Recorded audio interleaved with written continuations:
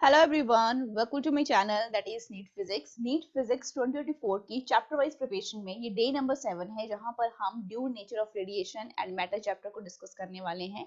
It means day wise जो है हम तैयारी जिस तरीके से कर रहे हैं चैप्टर वाइज। यहाँ पर आपने देखा होगा कि हमने 2 चैप्टर जो है वो कंप्लीट कर लिए हैं एंड 2 चैप्टर में से जितने भी टाइप के आपके conceptual, numerical, graph based question and assertion reason के जितने भी क्वेश्चंस आपको नीट पर्सपेक्टिव से पूछे जा सकते हैं, वो सारे के सारे हमने डिस्कस कर लिए हैं। इस चैप्टर वाइज सीरीज को हम आगे बढ़ाते हैं। आज का डे नंबर 7 है, जहां पर हम due nature of radiation and matter के चैप्टर के बेसिस के ऊपर conceptual and numerical based question करने वाले हैं, जो कि आपके पूरे तरीके से डेडिकेटेड है नीट फिजिक्स 2024 की प्रिपरेशन के लिए, जिस तरीके का न्यू सिलेबस जो है अपडेट हुआ है। अब यहाँ पर देखिए, अगर कोई बच्चे चैनल के ऊपर नया है तो मेक श्योर कि चैनल को जरूर सब्सक्राइब कीजिए, क्योंकि यहाँ पर आपकी तैयारी जो है वो एक काफी अच्छे तरीके से बूस्टअप हो जाएगी। Without wasting any time video को शुरू करते हैं। वीडियो का फर्स्ट क्वेश्चन देखो, यहाँ पे आपको क्या बोला गया है।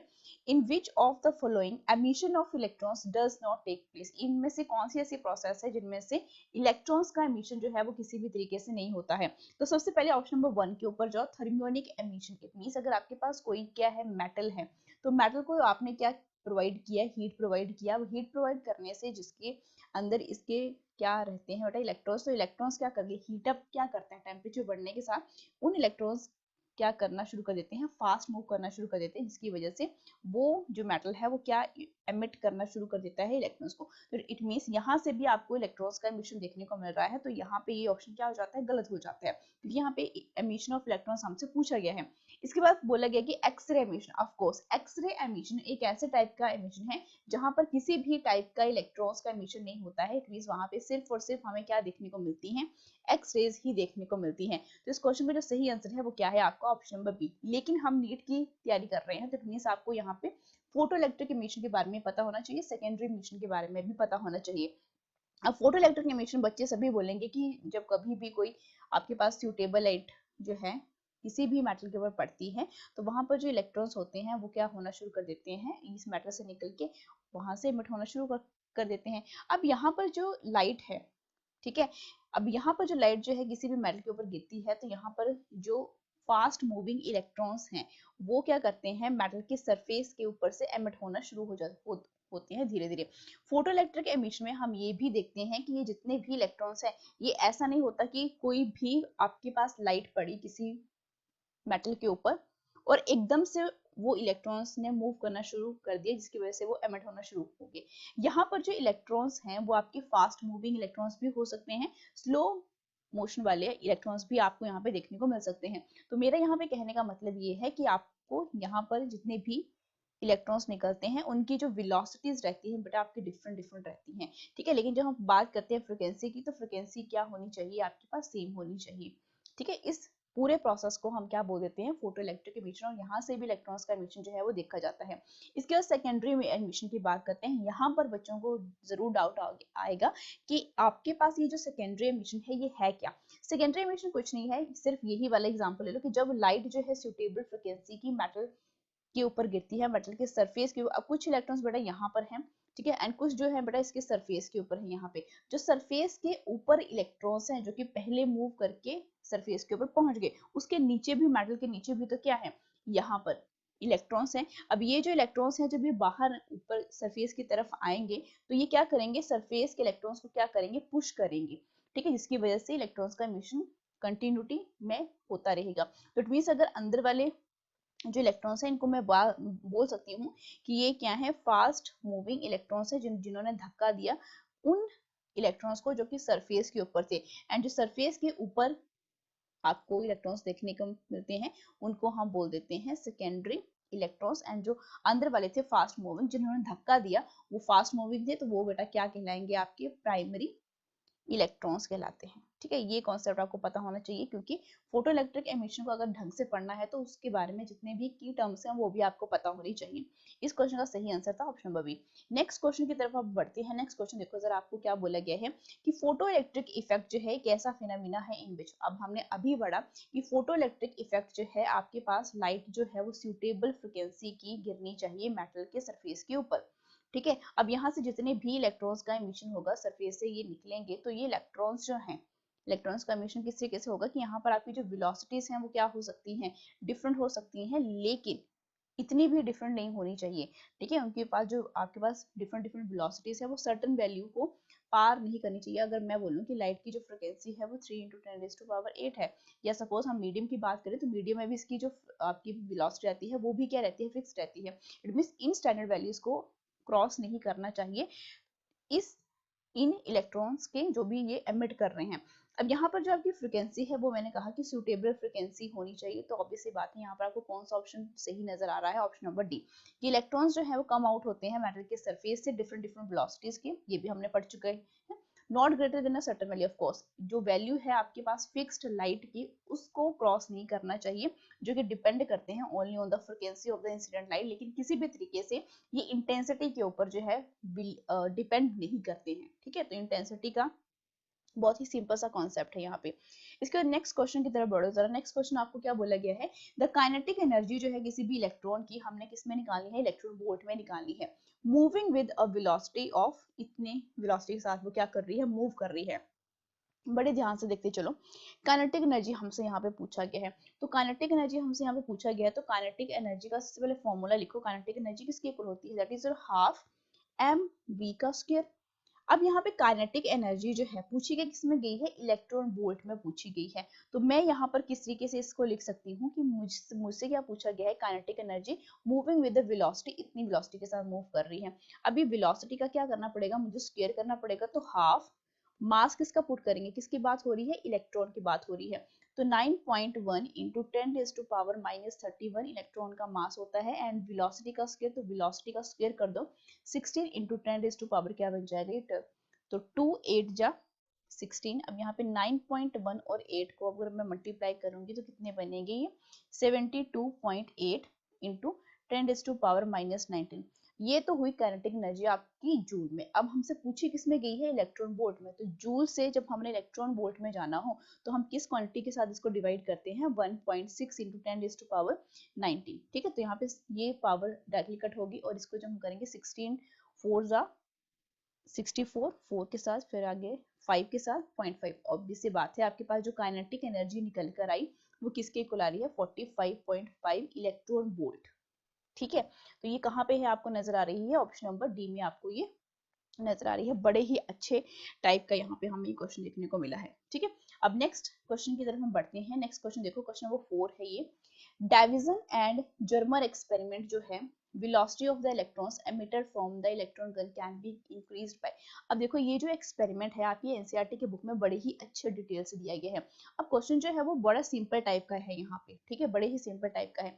लेकिन यहाँ पर डाइविजन एंड जर्मर जो एक्सपेरिमेंट है यहाँ से किस टाइप के और क्वेश्चन बन सकते हैं, तो बेटा यहाँ पर आपको पोटेंशियल भी पूछा जा सकता है कि जहां पर आपके पीक जो है इंक्रीज होना शुरू होते हैं, एंड कौन सा ऐसा पोटेंशियल है जहां पर आपके पास जो पीक जो है वो आपको शार्प देखने को मिलता है, एंड उसके बाद जो है कौन सा ऐसा पोटेंशियल है जहां पर आपके पास जो पीक कर्व आपको देखने को मिला था वो डिस्टॉर्ट होता जाता है। तो जब कभी भी आप क्वेश्चन करो तो उस क्वेश्चन से रिलेटेड और कितने टाइप के क्वेश्चन जो है आप लोगों के पूछ सकते हैं नीट एग्जामिनेशन में, वो भी आपको पता होना चाहिए। तो मैंने बता दिया कि यहाँ पर आपको ये जो पोटेंशियल से रिलेटेड जो क्वेश्चन है ये भी आपको पता होना चाहिए। तो हमें पोटेंशियल की वैल्यू पता ही है, दैट इज 54 वोल्ट। इसके बाद जो है आपका जो पीक जो रहता है वो क्या होना शुरू हो जाता है, डिस्टॉर्ट होना शुरू हो जाता है, ठीक है, अब्रप्ट होना शुरू हो जाता है।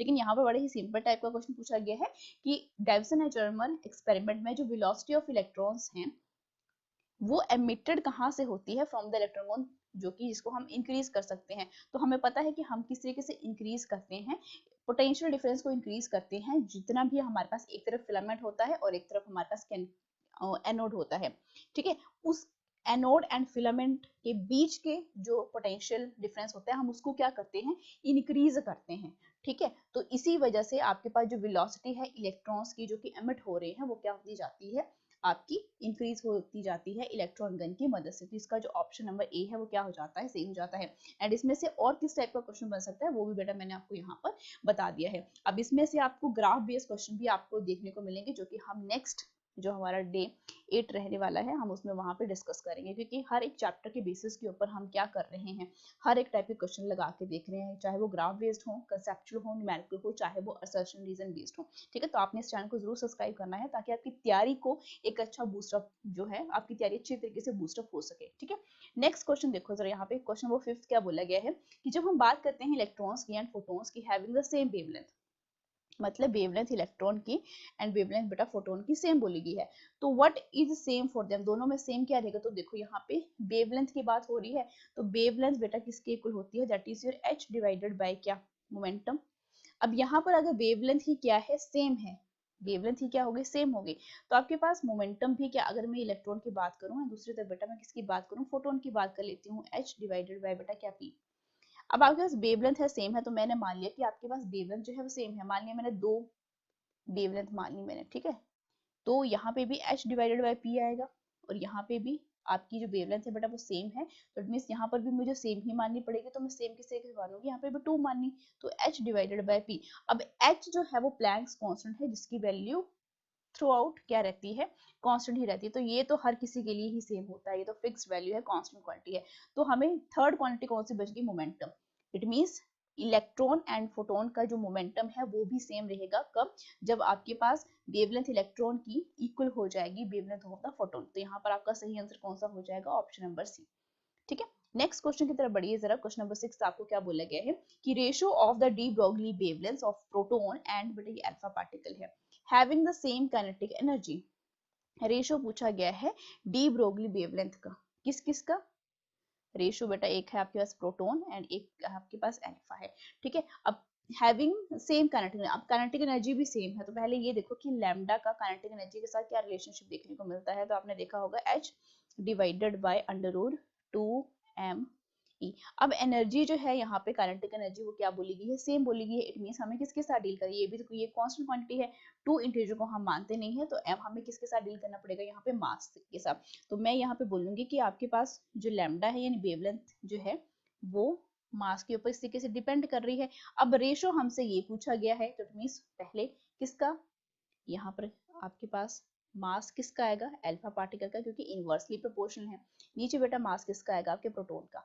अब अल्फा पार्टिकल बेटा कुछ नहीं है, अगर मैं सिंपलेस्ट आपको बोलूं तो हीलियम को ही हम अल्फा पार्टिकल बोलते हैं, जहाँ पे मास नंबर क्या हो जाता है आपका 4, it means 4 times of the बेटा प्रोटॉन, तो आपके पास ये क्या बनेगा 4 times of the mass of the proton, और नीचे ऑलरेडी क्या है मास ऑफ द प्रोटॉन है, तो ये बेटा कैंसिल हो गया, अंडर रूट 4 जो कि किसके इक्वल होता है 2, इट मींस यहाँ पे रेशो किसके इक्वल आया, यहाँ पे लैम्डा और अल्फा 2:1, तो आपको कहाँ पे देखने को मिल रहा है, ये ऑप्शन नंबर सी में आपको देखने को मिल रहा है। ठीक है, नेक्स्ट क्वेश्चन की तरफ बढ़ो जरा, नेक्स्ट क्वेश्चन पूछा गया है as the intensity of the incident light increases, बड़ी ही अच्छे टाइप का।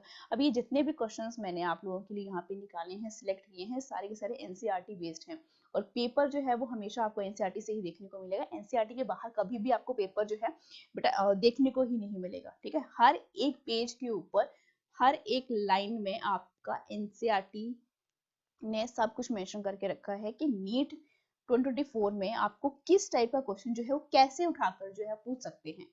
एनसीईआरटी जो है वो आपके लिए बाइबल का काम कर रही है, अगर आपने इस एग्जामिनेशन में एक्सेल करना है बड़े ही अच्छे नंबर से, तो एनसीईआरटी को पूरे तरीके से घोल कर पी जाओ, हर एक लाइन में आपको कॉन्सेप्ट दिया गया है, वहीं से ही पेपर उठाकर बनने वाला है, चाहे आप किसी भी मॉड्यूल को फॉलो कर लो, ठीक है, कुछ भी कर लो। अगर किसी बच्चे ने एनसीईआरटी को फॉलो किया है एंड साथ में वो प्रैक्टिस के लिए, अब एनसीईआरटी में इतने नंबर ऑफ क्वेश्चन जो है वो नहीं होते हैं प्रैक्टिस के लिए, तो ऑब्वियसली बात है आपको प्रैक्टिस के लिए क्वेश्चंस लगाने पड़ते हैं। ठीक है, तो क्वेश्चन जो है वो डिफरेंट डिफरेंट प्लेटफॉर्म के ऊपर भी आपको देखने को मिलते हैं। ठीक है, आप गूगल से भी डाउनलोड करके लास्ट 15 ईयर्स के निकाल सकते हैं। एनसीईआरटी को देखिए एंड सिर्फ और सिर्फ आप मॉड्यूल को फॉलो मत कीजिए, एनसीईआरटी प्लस आपके लास्ट ईयर के 15 ईयर्स के क्वेश्चन पेपर सिर्फ उनको लगा के देखिए, आपका एग्जामिनेशन जो है वो इतने अच्छे तरीके से जाने वाला है कि आपने भी कभी सोचा नहीं होगा कि आपके इतने अच्छे मार्क्स जो हैं इसमें आ सकते हैं। लेकिन बहुत से बच्चे जो हैं वो अलग अलग प्लेटफॉर्म के ऊपर, क्योंकि आज का सारा जो सिस्टम है वो सारा का सारा किसके ऊपर है, सोशल मीडिया के ऊपर है। आपको अलग अलग यूट्यूब चैनल के ऊपर जो है अलग अलग बुक्स बता दी जाती हैं, ये जो सेट है ये खरीद लीजिए। लेकिन एनसीईआरटी जो है वो एनटीए पहले ही बहुत 2 साल पहले ही आंसर दे चुका है कि पेपर जो है वो आपको एनसीईआरटी से देखने को मिलेगा। तो एनसीईआरटी को बहुत ही सीरियस वे में पढ़िए, और साथ ही साथ 15 ईयर्स के पिछले जितने भी क्वेश्चन है आप उनको लगा के देखिए, आपका सिलेक्शन होने से कोई भी नहीं रोक सकता है। ठीक है, अब क्वेश्चन के ऊपर आते हैं। क्वेश्चन में आपको क्या बोला गया है कि as the intensity of the incident light जो है वो इंक्रीज करे। इंटेंसिटी को इंक्रीज करने का मतलब क्या है कि सपोज मैं बात करूं कि मेरे पास कोई 60 वॉट का बल्ब है और एक मेरे पास जो है 100 वॉट का बल्ब है, तो आप क्या बोलोगे कि 100 वॉट का जो बल्ब है उसकी इंटेंसिटी क्या है, ज्यादा है। ठीक है, 60 वॉट की क्या है, कम है। तो वही मतलब होता है कि इंटेंसिटी बढ़ने का मतलब क्या है, इंटेंसिटी को हम इंक्रीज कर रहे हैं। 600 वॉट का बल्ब है, तो इट मींस मुझे क्या लगा कि इंटेंसिटी बढ़ने से जो नंबर ऑफ फोटॉन्स होते हैं, ध्यान से सुनते जाना। अगर किसी बच्चे को, अगर कोई बच्चा ये वीडियो देख रहा है तो बेटा साथ साथ में नोट्स भी बनाते जाना, क्योंकि क्वेश्चन को हम ए बी सी डी ऐसे नहीं कर रहे हैं, कॉन्सेप्ट समझ के कर रहे हैं, ताकि क्वेश्चन अगर आपको घुमा फिरा के भी पूछा जाए तो आप आंसर देने में कैपेबल हो पाओ। ठीक है, इंटेंसिटी बढ़ने से आपके नंबर ऑफ फोटॉन्स जो है इन द इंसिडेंट लाइट क्या होते हैं, इंक्रीज होते हैं। ठीक है, इन द इंसिडेंट इंक्रीज होते हैं। अब नंबर ऑफ जो फोटॉन्स हैं 60 वॉट के बल्ब में ज्यादा होंगे या 100 वॉट पे, तो ऑब्वियसली बात आप बोलोगे कि जो 100 वॉट का बल्ब है उसमें नंबर ऑफ फोटॉन्स जो है वो क्या होंगे, ज्यादा होंगे। अब नंबर ऑफ फोटॉन्स ज्यादा होने का मतलब क्या है कि वो जो एमिट करेगा फोटो इलेक्ट्रॉन्स, वो भी क्या होंगे, ज्यादा होंगे। तो number of emitted photo electrons, emitted photo electrons वो भी क्या रहेंगे बेटा, ज्यादा रहेंगे।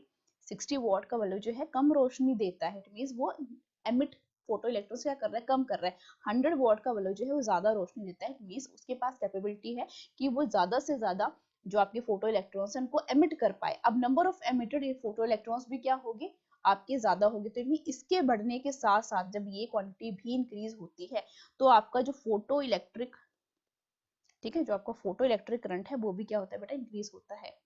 फोटो इलेक्ट्रिक करंट वो भी क्या कर जाता है, इंक्रीज कर जाता है। अब यहाँ पे ऑप्शन में देखो जरा, यहाँ पे ये है, ये है, ये है। क्वेश्चन को किसी भी तरीके से ये वाली स्टेटमेंट भी दी जा सकती है, ये भी दी जा सकती है और ये भी दी जा सकती है। अब आप खुद देखो, इंटेंसिटी बढ़ने के साथ साथ आपको कॉन्सेप्ट पता लगा कि ये तीन क्वांटिटीज जो है इस तरीके से इंक्रीज करती हैं।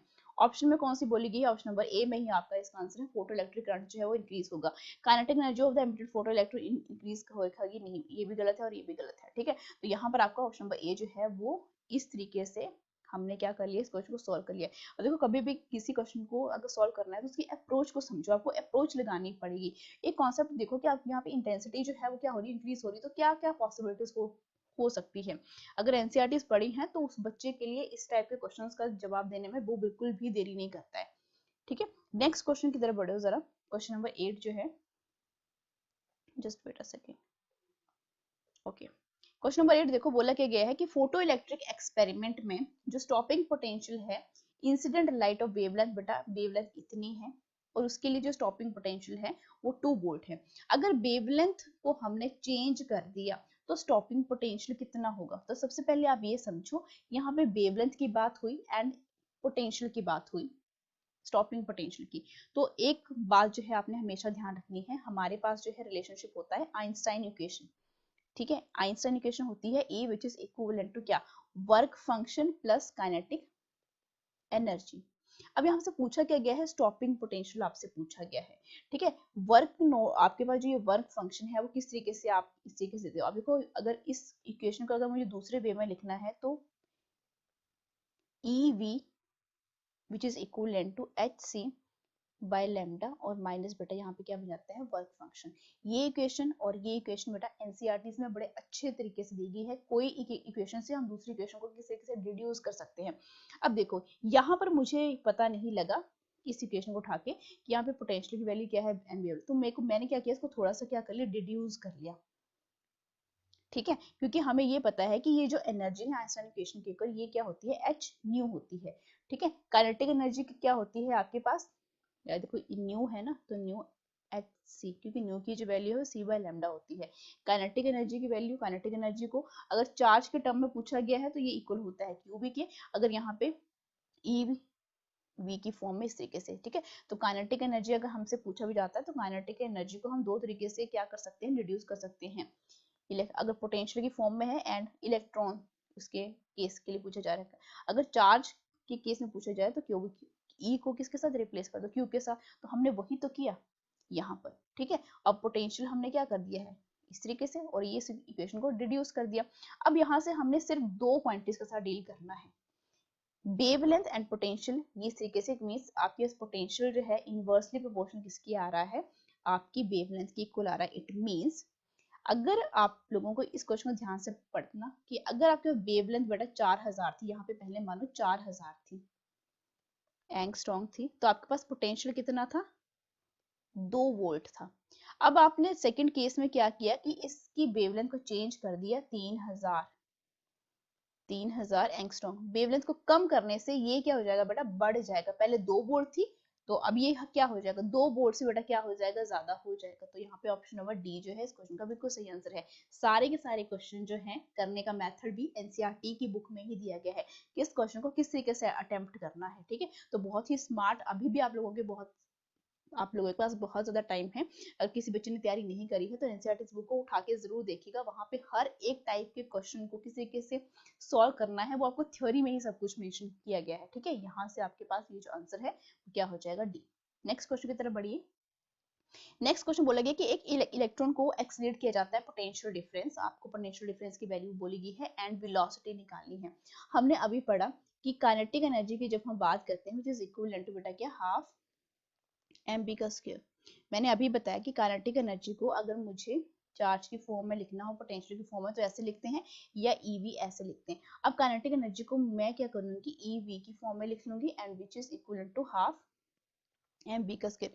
पोटेंशियल हमें दिया गया है, वेलोसिटी मुझे निकालनी है, तो वेलोसिटी ये निकालनी है मुझे। तो इट मींस अगर मैं इसको दूसरी तरफ लेके जाती हूँ तो मेरे पास ये इक्वेशन क्या बनेगी, v which is equivalent to क्या बनेगा, 2ev डिवाइडेड बाय बेटा क्या आपके पास मास। अब देखो वेलोसिटी और अंडर रूट 2e, इलेक्ट्रॉन के पास कितना चार्ज होता है, e की वैल्यू 1.6 इंटू 10⁻⁻19। पोटेंशियल की वैल्यू कितनी बोलेगी 1000, तो मैं 10⁻3 लिखूंगी divided by mass of the electron 9.1 into 10⁻, क्या बन जाएगा 31। अब ये सारी क्वेश्चन को बेटा आप सॉल्व करो, ठीक है। सारी क्वेश्चन को सॉल्व करो, यहाँ पे कितना बनेगा, ये इसको जो सॉल्व करेंगे 3.2 इंटू 10⁻, इसको घटाओ जरा 16 एंड डिवाइडेड बाय बेटा क्या बन जाएगा ये 9.1 10⁻31, ठीक है। इसको जब मैं सॉल्व करूंगी तो मेरे पास ये इक्वेशन आपके पास है 91 और मेरे पास ये आएगी अंडर रूट 0.31 इंटू 10⁻, बेटा कितना बनेगा, इसको मैं सब्ट्रैक्ट करती हूँ, 31 में से 16 चले गए 15, ठीक है। मेरे पास आया ये 15। अब मुझे इसका अंडर रूट चाहिए, ठीक है। तो 35 को मैंने 3.5 करा, इसको और सिंप्लीफाई कर लेते हैं ना, 3.5 करा और यहाँ पर 10⁻14। अब ये तो मुझे पता लगे कि 10⁻7 आएगा अंडर रूट की फॉर्म में, तो 10⁻, बेटा सभी में ही है यहाँ पे, ठीक है। 3.5 का इसको क्या करो, सॉल्व कर लो, ठीक है। 1 1 जा, ठीक है। अंडर रूट की वैल्यू हम इस तरीके से निकालते हैं कि इस बच्चे को नहीं पता है, ठीक है। इसके बाद जो है हम इनको क्या करते हैं, प्लस करते हैं, तो 2 और यहाँ पर कितना आएगा 8, 28 मल्टीप्लाई कर दो, हाँ 8 के साथ चला जाएगा तो 1.8 समथिंग। अब 1.8 हमें मिल गया, हमें पता है, हमें यहाँ ऑप्शन में है एंड 10⁻14 का जब हम अंडर रूट की फॉर्म में करते हैं 10⁻7, तो इस क्वेश्चन का जो सही आंसर है that is option number B, ठीक है। क्वेश्चन को इस तरीके से सॉल्व करते हैं, ठीक है। इतना टाइम भी नहीं, पूरी की पूरी कैलकुलेशन, आधी कैलकुलेशन भी आपको अगर ऑप्शन में मिल जाती है वहीं पे स्टॉप हो जाओ, ठीक है। नेक्स्ट क्वेश्चन की तरफ बढ़ो। 4 इलेक्ट्रॉन वोल्ट जो है is the energy of incident photon है एंड द वर्क फंक्शन भी आपको यहाँ पे दिया गया है। तो स्टॉपिंग पोटेंशियल बेटा आपको क्या करना है, कैलकुलेट करना। हमने अभी पढ़ा आइंस्टाइन इक्वेशन जो है E which is equivalent to किसके इक्वल होती है, एक तो होता है आपके पास वर्क फंक्शन प्लस बेटा क्या काइनेटिक एनर्जी। अब ये जो वैल्यू है इसको हम लिखते हैं h न्यू, ठीक है, विच इज इक्विवेलेंट टू आपके पास वर्क फंक्शन है और ये काइनेटिक एनर्जी है। अब काइनेटिक एनर्जी को हम किसकी फॉर्म में लिख रहे हैं, ठीक है, आपने स्टॉपिंग पोटेंशियल यहाँ पे कैलकुलेट करना है। तो kinetic energy as it is ही रहने दो अभी। अब ये ई जो है एनर्जी जो है बोला गया है इंसिडेंट फोटोन की, तो ये एनर्जी इंसिडेंट फोटोन की तो है, तो ये वैल्यू कितनी बोली गई है 4 इलेक्ट्रॉन वोल्ट। वर्क फंक्शन भी कितना बोला गया है आपको 2 इलेक्ट्रॉन वोल्ट प्लस बेटा क्या काइनेटिक एनर्जी। इट मींस यहाँ से हमें काइनेटिक एनर्जी की जो वैल्यू है कितनी मिली, दोनों को सब्ट्रैक्ट करो 2 इलेक्ट्रॉन वोल्ट। लेकिन मुझे क्या चाहिए, स्टॉपिंग पोटेंशियल चाहिए। तो काइनेटिक एनर्जी से क्या मुझे स्टॉपिंग पोटेंशियल मिल सकता है, ऑफ कोर्स हम इसको क्या कर देंगे ईवी की फॉर्म में ले आएंगे, क्योंकि यहाँ पर भी ईवी है। ठीक है, तो ई के साथ ई कैंसिल, तो पोटेंशियल मुझे यहाँ से डायरेक्ट मिल गया, आपके पास 2v। तो 2v बेटा कहाँ पे, ऑप्शन नंबर ए। एनसीईआरटी में ही ये क्वेश्चन दिया गया है आपको। एनसीईआरटी को उठा के पेज को अच्छे तरीके से पढ़ो, पेज में ही आपको क्वेश्चन बताए गए हैं। ठीक है, तो यहाँ पर आपका ये जो आंसर है ऑप्शन नंबर ए जो है यहाँ पे बिल्कुल क्या हो जाता है, करेक्ट हो जाता है। नेक्स्ट क्वेश्चन की तरफ बढ़ो, बड़े ही अच्छे लेवल का क्वेश्चन है। ये बोला क्या गया है कि अल्ट्रा वायलेट जो रेडिएशन है 6.2 इलेक्ट्रॉन वोल्ट की वो फॉल करती है एल्यूमिनियम सरफेस के ऊपर। इसका वर्क फंक्शन आपको यहाँ पे दिया गया है। काइनेटिक एनर्जी जूल में निकालनी है of the faster emitted electron is approximately. एक एनर्जी आपको दी गई है जो कि फॉल कर रही है, एक का बेटा आपको क्या दिया गया है, वर्क फंक्शन आपको यहाँ पे दिया गया। तो हमने अभी इक्वेशन पढ़ी, इंसिडेंट लाइट जो है फॉल करती है किसी भी मेटल सरफेस के ऊपर। ठीक है, तो वो ये ई एनर्जी के साथ दी जाती है। उसके बाद आता है वर्क फंक्शन।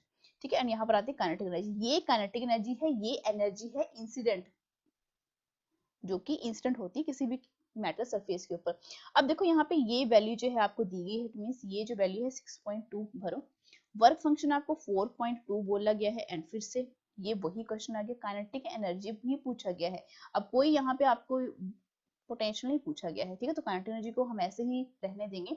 अब यहाँ पे देखो ये हम जब इसको सब्ट्रैक्ट करेंगे तो आपके पास कितना आएगा 2, ये ईवी की फॉर्म में है ना बेटा ईवी, तो 2 EV। अब आप बोलोगे कि यहाँ पे तो ये 10⁻⁴ आपको क्या, अब काइनेटिक एनर्जी बेटा ये सारी वैल्यू जो है वो जूल में है, और यहाँ पे किसमें है, ये इलेक्ट्रॉन वोल्ट में। तो इट मींस मुझे ये सारी क्वांटिटी को अगर जूल में कन्वर्ट करना है तो मुझे किसके साथ मल्टीप्लाई करना पड़ेगा, 1.6 के साथ इंटू 10⁻⁻ क्या -19। ठीक है, तो इसको जब मैं मल्टीप्लाई करूंगी कितना आएगा 3.2 इंटू 10⁻⁻ क्या -19 जूल। तो ये मेरे पास क्या आ गई, आपकी काइनेटिक एनर्जी आ गई। इलेक्ट्रॉन वोल्ट से जूल में कैसे जाना है, जूल से आपने इलेक्ट्रॉन वोल्ट में कैसे आना है, सारा का सारा कॉन्सेप्ट को पता होना चाहिए। ठीक है, ऑप्शन में ही आपका आंसर था, क्योंकि आपने यहाँ पे इतना आंसर बच्चा यहाँ तक तो बेटा सारे निकाल ही लेंगे, लेकिन यहाँ पर आके कंफ्यूज नहीं हो जाना है। ठीक है, यहाँ पावर्स में है तो आप कुछ और फॉर्मूलाज लगाना शुरू कर दो, नहीं यहीं पे आपका आंसर है। ठीक है, किस तरीके से हम क्या करते हैं, फॉर्मूलाज के साथ खेलते हैं।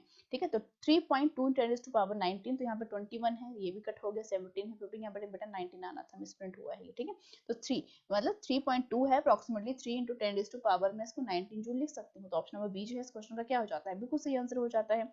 नेक्स्ट क्वेश्चन की तरफ बढ़ो, जरा बोला क्या गया है कि फोटो इलेक्ट्रिक इफेक्ट जो है एक्सपेरिमेंट में radiation with frequency very very important, very very important. और नीट 2024 का पेपर डालने वाला जो आपके पास बंदा है वो क्या करेगा, इस क्वेश्चन को जरूर उठाएगा, ऐसे क्वेश्चन जरूर डालेगा। यहाँ पर आपको ये जो एनर्जी है वो दी गई है, हमने अभी पढ़ा कि आपके पास जो एनर्जी है इंसिडेंट लाइट की किसकी इक्वल होती है, वर्क फंक्शन प्लस बेटा यहाँ पे क्या आता है काइनेटिक एनर्जी।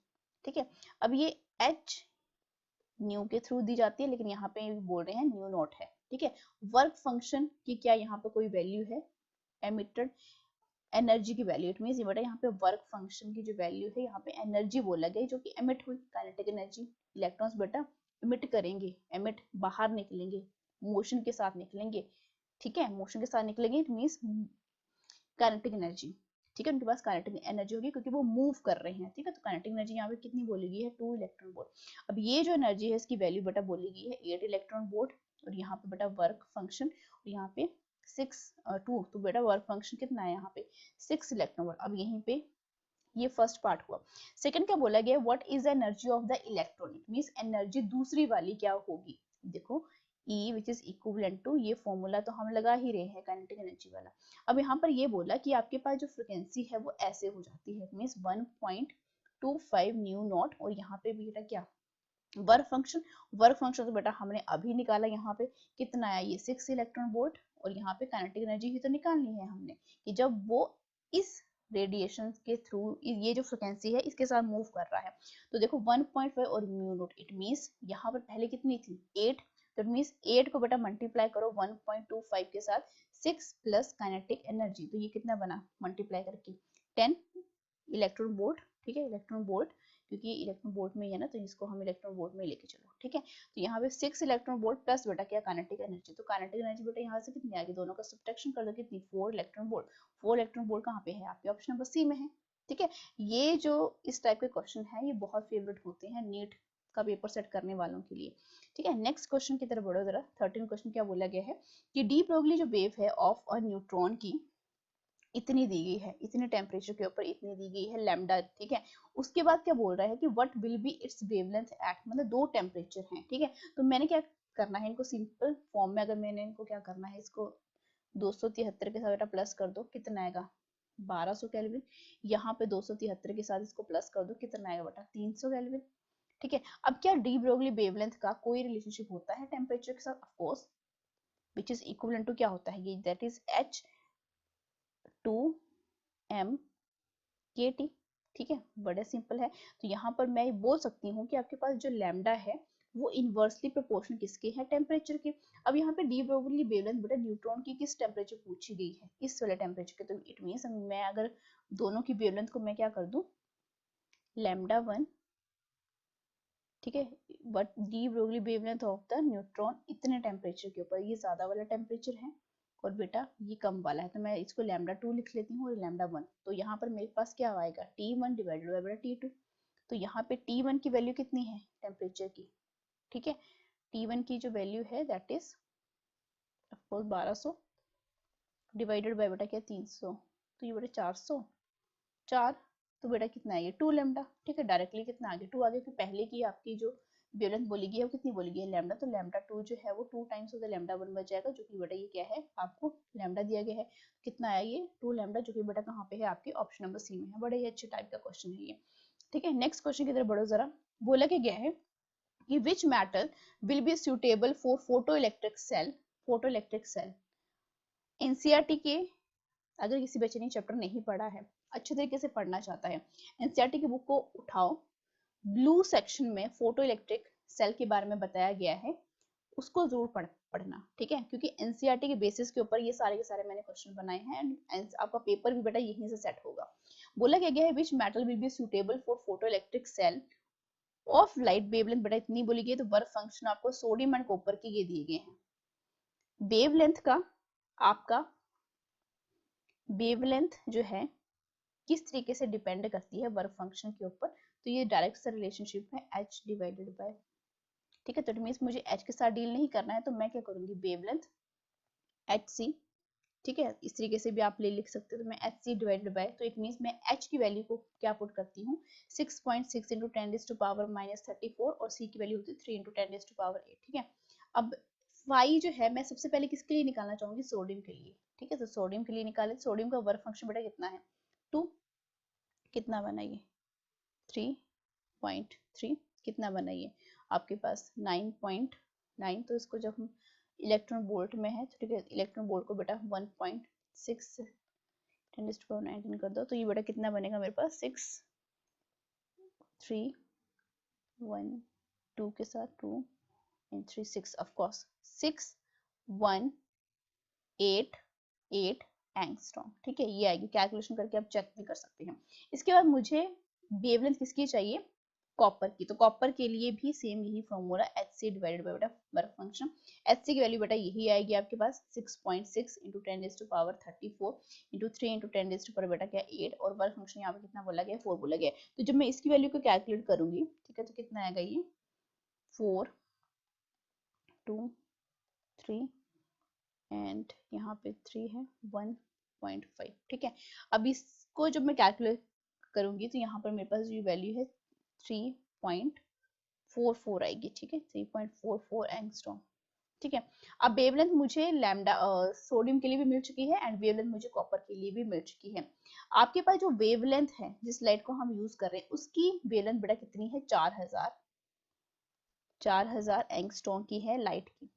अब आपने कभी भी उस मेटल को क्या बनाना है फोटो इलेक्ट्रिक सेल आपने बनाना है, तो कौन सा मेटल का यूज करेंगे जिसकी वेवलेंथ जो है वो 4000 एंगस्ट्रॉम से बेटा क्या होनी चाहिए, वो ज्यादा होनी चाहिए। ठीक है, यहाँ पर देखो ये जो है 4000 से कम है तो ये तो होगा ही नहीं, हम कॉपर का यूज बिल्कुल भी नहीं कर सकते। ठीक है, फोटो सेल बनाने के लिए, फोटो इलेक्ट्रिक सेल बनाने के लिए। तो यहाँ पर देखो आपके पास कौन सा प्रेफर्ड मेटल होगा आपके पास, दैट इज सोडियम, क्योंकि इसकी जो वेवलेंथ है वो बेटा 4000 एंगस्ट्रॉम से क्या है, ज्यादा है। तो यहाँ पे जो सही आंसर हो जाएगा वो क्या है, आपका ऑप्शन नंबर ए। ठीक है, कॉन्सेप्ट भी आपको यहाँ से पता लग गया। ठीक है, कि आपने यहाँ पे न्यूमेरिकल ही नहीं सीखा, आपने कॉन्सेप्ट सीखा कि जब कभी भी हम फोटो इलेक्ट्रिक सेल को बनाने की कोशिश करते हैं तो उसके लिए उन मेटल्स का यूज करते हैं जिनकी जो वेवलेंथ है वो इंसिडेंट लाइट, अभी इंसिडेंट लाइट की जो वेवलेंथ है जरूरी नहीं 4000 एंगस्ट्रॉम की हो सकती है। ठीक है, 4000 एंगस्ट्रॉम से लेके 7000 एंगस्ट्रॉम के बीच में रह सकती है। ठीक है, तो 5000 भी हो सकती है। तो जितनी भी लाइट की वेवलेंथ है आपने सिलेक्ट की है उस वेवलेंथ से बेटा वो क्या होनी चाहिए, ज्यादा ही होनी चाहिए। ठीक है, तो यहाँ पे इस क्वेश्चन में जो सही answer that is option number A. Next question जो है इस वीडियो का लास्ट क्वेश्चन है, बोला गया है कि अगर एक्सरे ट्यूब वर्क कर रहा है बेटा 20 किलो वोल्ट के, तो मिनिमम वेवलेंथ जो है वो एक्सरे की क्या होगी। वेवलेंथ जो है HC डिवाइडेड बाय EV0। ठीक है, अब ये HC की वैल्यू जो है वो फिक्स्ड है एंड इलेक्ट्रॉन की वैल्यू आपको पता है E की वैल्यू 1.6 × 10⁻⁹ एंड पोटेंशियल की वैल्यू बेटा आपको यहाँ पे बोली गई है। तो सारी वैल्यूज को जब आप पुट करोगे, पुट करके देख लो 30 और यहाँ पे बेटा कितना आएगा, दैट इज योर 3 × 10⁻, आपके पास 8 डिवाइडेड बाय E की वैल्यू होती है 1.6 × 10⁻⁹ एंड V की वैल्यू आपको 20 × 10⁻³ वोल्ट बोली गई है। ठीक है, तो इसको जब सॉल्व करोगे तो ये अप्रोक्सीमेटली जो वैल्यू है किसके इक्वल आएगी, 0.62 एंगस्ट्रॉम के इक्वल। ठीक है, चाहे इसको आप कैलकुलेट भी करके देख लेना, ऑप्शन नंबर बी जो है इस क्वेश्चन का बिल्कुल सही आंसर है। ठीक है, अब नेक्स्ट वीडियो में बेटा हम किसको डिस्कस करेंगे, हम इसी चैप्टर के बेसिस के ऊपर, इस चैप्टर से जितने भी ग्राफ बेस्ड क्वेश्चन बन सकते हैं हम सारे के सारे जो है समझेंगे नेक्स्ट वीडियो में, यानी डे नंबर 8 में हम समझने वाले हैं।